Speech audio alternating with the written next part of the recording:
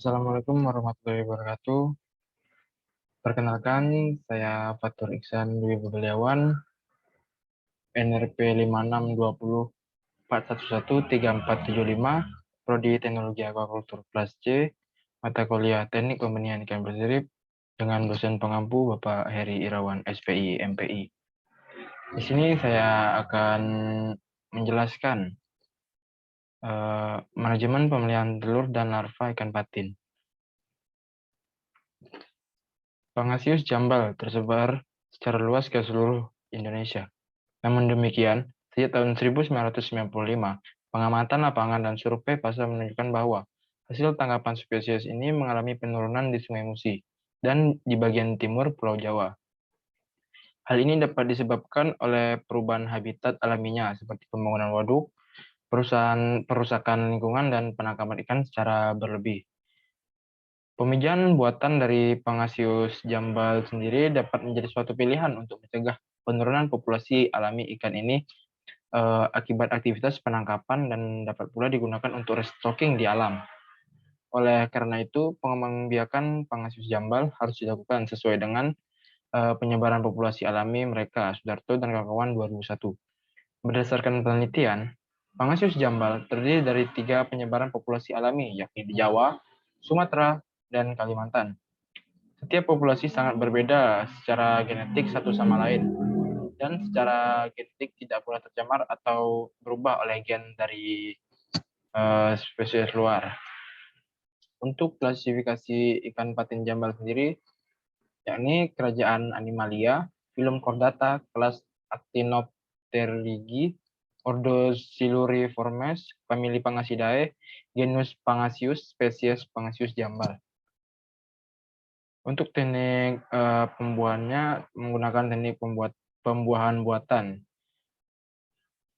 yang mana menggunakan metode kering, yaitu sperma disebarkan terlebih dahulu dan dicampur secara manual dengan sel telur yang dikumpulkan.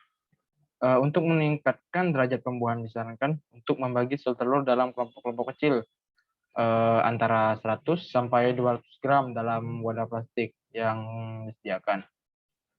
Untuk pembuahannya sendiri, 5 mm sperma yang terlarut dituangkan pada 100 gram kelompok sel telur. Kemudian dicampur atau diaduk secara hati-hati sampai sperma tersebar secara merata pada sel-sel telur. Pengaktifan spermatozoa dipicu dengan penambahan air tawar. Rasio yang biasanya digunakan adalah 1 volume air tawar untuk 1 volume sel telur. Air tawar harus ditambahkan secara cepat untuk mengaktifkan semua spermatozoa dalam waktu yang bersamaan. Penanganan telur harus dilakukan secara hati-hati untuk mengoptimalkan tingkat atau derajat penetesan telur serta jumlah larva yang normal. Untuk teknik inkubasi telur ada 2 jenis, yakni inkubasi dalam air menggenang dan inkubasi dalam corong-corong resirkulasi. Untuk inkubasi dalam air menggenang pada umumnya dilakukan dalam akuarium dan tidak memerlukan peralatan yang mahal. Teknologi yang sederhana dan murah ini merupakan sistem inkubasi yang paling banyak dilakukan di Indonesia. Namun demikian, kekurangan cara ini adalah risiko pencemaran air oleh bahan-bahan organik, terutama terakumulasi dari telur-telur yang mati. Untuk inkubasi dalam corong-corong resirkulasi, merupakan prinsip kerjanya menjaga agar telur tetap bergerak dengan dorongan pemasukan air melalui pipa PVC yang dipasang pada corong-corong dan mencapai dasar. Wojnarowicz dan Horvath 1980. Pada umumnya, dihubungkan dengan aliran air karena gravitasi atau sistem resirkulasi, sehingga teknik ini memberikan keuntungan di dalam penetasan telur dan mengurangi perkembangan jamur pada telur-telur selama inkubasi. Setelah penetasan telur, sistem ini juga mempermudah keluarnya larva yang baru menetas dari telur yang mati dan cangkang telurnya. Perkembangan embrio. Setelah berhubungan dengan air, telur-telur mengalami hidrasi yang cepat yang mengakibatkan pembentukan ruang permulaan lapisan embrio. Selaput lendir dari telur juga memperbesar ketika berhubungan dengan air dan menjadi lengket.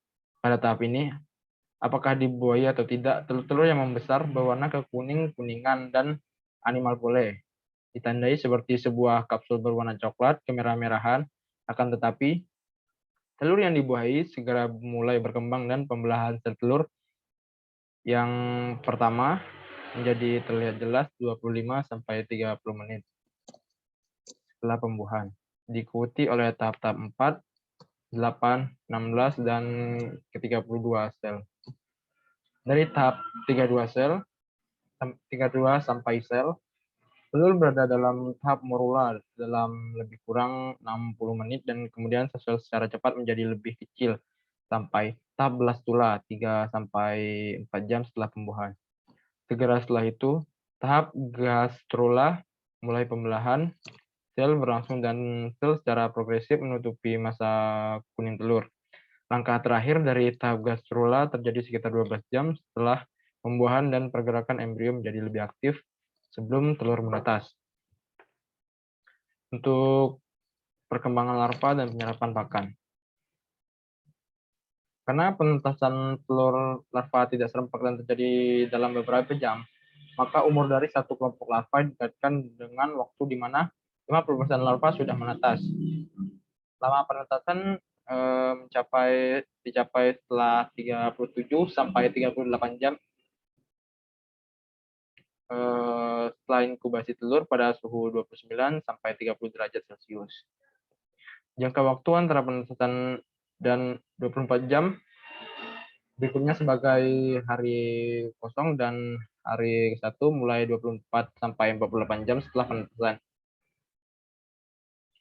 Dibandingkan dengan Pangasius hypophthalmus, larva Pangasius jambal timbulnya awal pigmen hitam sudah terlihat pada embrio sebelum menetas. Penyerapan pakan dari larva Pangasius jambal setelah menetas yang diberi Artemia sp atau Moena sp 49 jam pada suhu 27-30 derajat Celcius. Terjadi sebelum kantong kuning telur atau yolk sac diserap secara keseluruhan ke dalam tubuh. Dapnia sp selama 53 jam penyerapan. Meskipun tidak ditemukan perbedaan dalam tingkat kelangsungan hidup antara larva yang diberi berbagai jenis pakan, larva yang diberi pakan Naupli artemia menunjukkan pertumbuhan 3-4 kali lebih cepat. Gambar di kiri dapat kita lihat pertumbuhan larva ikan Pangasius jambalnya sendiri. Dalam pemeliharaan larvanya ada beberapa faktor yang harus diperhatikan seperti sistem resirkulasi air, yang mana kegiatan pembesaran larva dalam air mengalir menyerupai sistem air terbuka. Berkat filter mekanik dan biologis, air sirkulasi secara terus-menerus akan terhindar dari kekeruhan dan zat racun yang terlarut yang berasal dari sisa pakan, urin, dan kotoran ikan. Yang kedua, tentang kepadatan larvanya sendiri, yang mana kepadatan adalah jumlah larva yang dibesarkan per liter air.